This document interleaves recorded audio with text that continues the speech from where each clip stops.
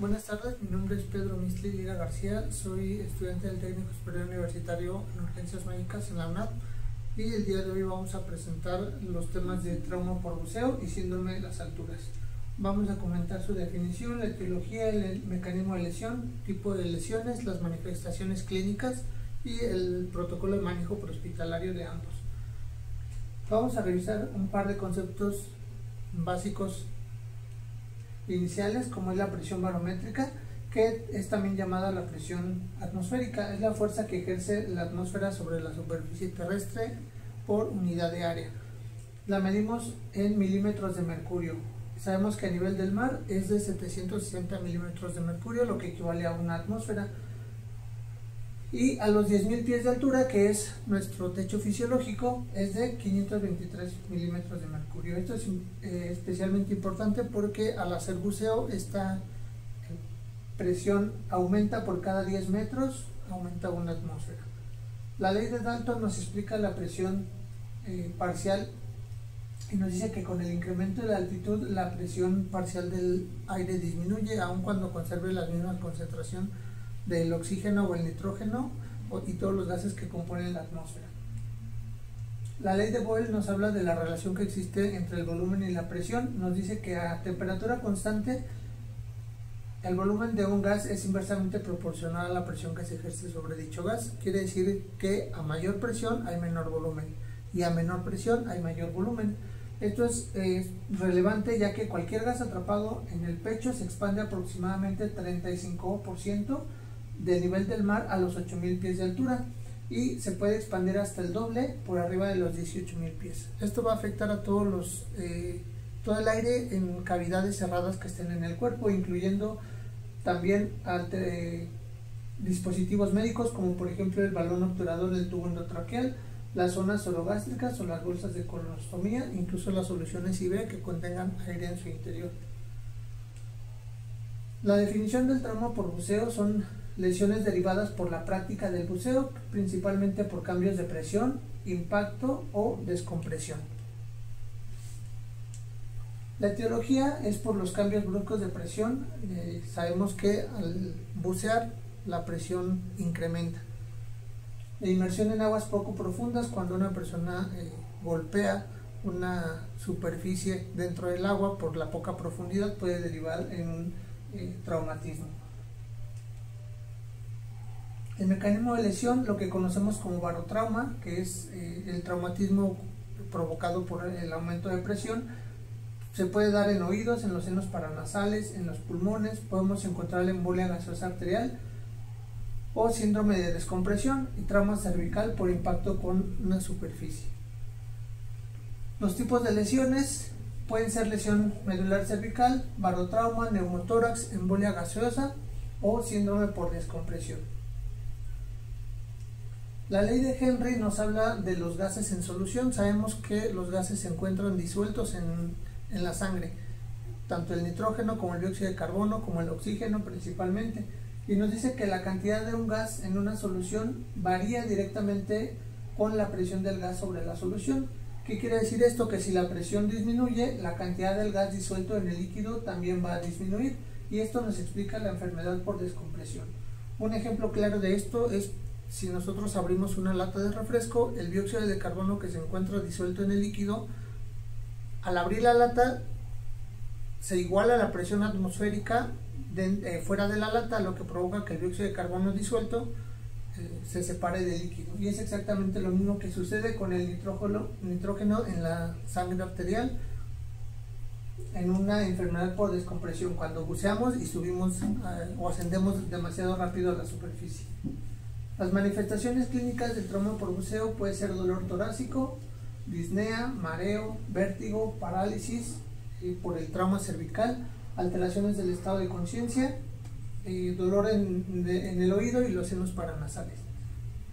Nuestro protocolo de manejo prehospitalario será siempre garantizar la seguridad de la escena y el uso del equipo de protección personal, determinar el número de pacientes y solicitar ayuda en caso necesario, obtener una impresión general de la escena del paciente, así como su estado de conciencia, la evaluación primaria, que corresponde a nuestro protocolo XABCDE, Ministrar oxígeno al 100% con una mascarilla no recirculante, con bolsa reservorio, altos flujos, inmovilización cervical si hay sospecha de trauma y el traslado urgente a una cámara hiperbárica para el tratamiento específico por la enfermedad por descompresión.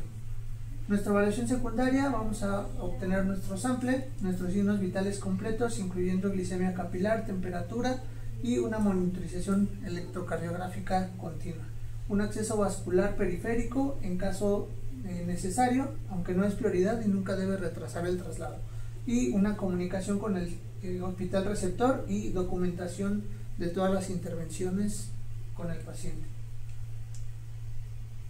En cuanto al síndrome de las alturas, tenemos como definición por parte de la New England Journal of Medicine, que es el conjunto de alteraciones fisiológicas y patológicas producidas por la exposición a grandes altitudes debido a la hipoxia hipobárica. Como vimos al principio, con la altitud la presión parcial del aire, incluyendo la del oxígeno, disminuyen. Eso nos explica por qué hay hipoxia hipobárica. El término mal de altura se utiliza para describir los síndromes cerebrales y pulmonares, que son los órganos principalmente afectados en estas condiciones, y puede desarrollarse en personas no aclimatadas poco después de ascender a gran altitud. La etiología para el síndrome de las alturas es una exposición rápida por encima de los 2.500 metros sobre el nivel del mar, la falta de aclimatización, que exista predisposición genética, ascensos bruscos sin descanso. Una persona que vive en altitudes elevadas va a tener más tolerancia que una persona que vive a nivel del mar. Por eso es que la predisposición genética es importante. Una de las divisiones de la atmósfera son las zonas fisiológicas. Sabemos que la zona fisiológica va desde el nivel del mar hasta aproximadamente 10.000 pies. Esta es la altura máxima a la que el cuerpo del ser humano no presenta cambios o alteraciones importantes en la salud. Y esto lo podemos entender con la curva de disociación de la oximoglobina. Sabemos que a nivel del mar la presión alveolar del oxígeno es de 103 milímetros de mercurio. Por arriba de los 10.000 pies cae hasta 60 milímetros de mercurio, con lo que podemos obtener una saturación máxima de hemoglobina del 94%. Es por eso que a 10.000 pies consideramos nuestro límite. El mecanismo de lesión por el síndrome de las alturas, tanto en el cerebro como en los pulmones, la hipoxia provoca respuestas neuromorales y hemodinámicas que resultan en una sobreperfusión de los lechos microvasculares, una presión capilar hidrostática elevada, hay una fuga al tercer espacio, lo que provoca edema en consecuencia, tanto pulmonar como cerebral. Los tipos de lesiones, tenemos el edema cerebral de gran altitud, cefalea, mareo, náuseas y convulsiones, edema pulmonar y sus consecuencias que pueden ser hipoxia, disnea, tos y cianosis. El disbarismo sabemos que es el síndrome que resulta de la diferencia de la presión barométrica y la presión de los gases dentro del cuerpo.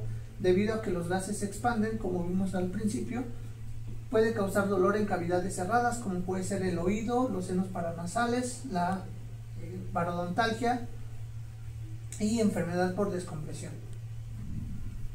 Las manifestaciones clínicas del síndrome de las alturas van a ser cefalea, náuseas, vómitos, insomnio, fatiga, ataxia, disnea, cianosis y alteración del estado de conciencia.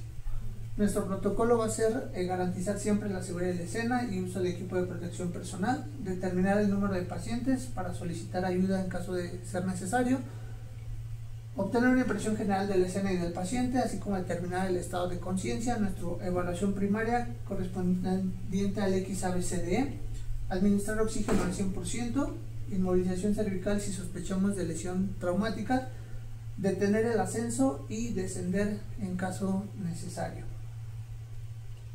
La New England Journal of Medicine nos da algunas recomendaciones farmacológicas, como son la acetazolamida. Para el mal de altura nos recomienda 250 miligramos cada 12 horas.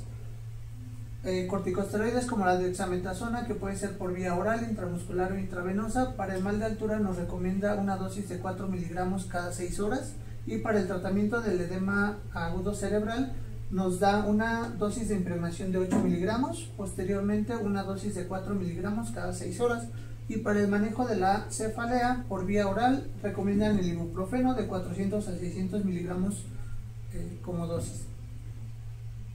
Continuando con nuestro protocolo, nuestra evaluación secundaria, que es nuestro sample completo, historia clínica del paciente, nuestros signos vitales completos, incluyendo la glucometría y la temperatura, nuestro acceso vascular periférico si es requerido, aunque no es prioridad y no debería retrasar el traslado a un hospital, nuestra comunicación con el centro receptor y la documentación de todas las intervenciones. Eso sería todo. Aquí les comparto la bibliografía consultada. Gracias.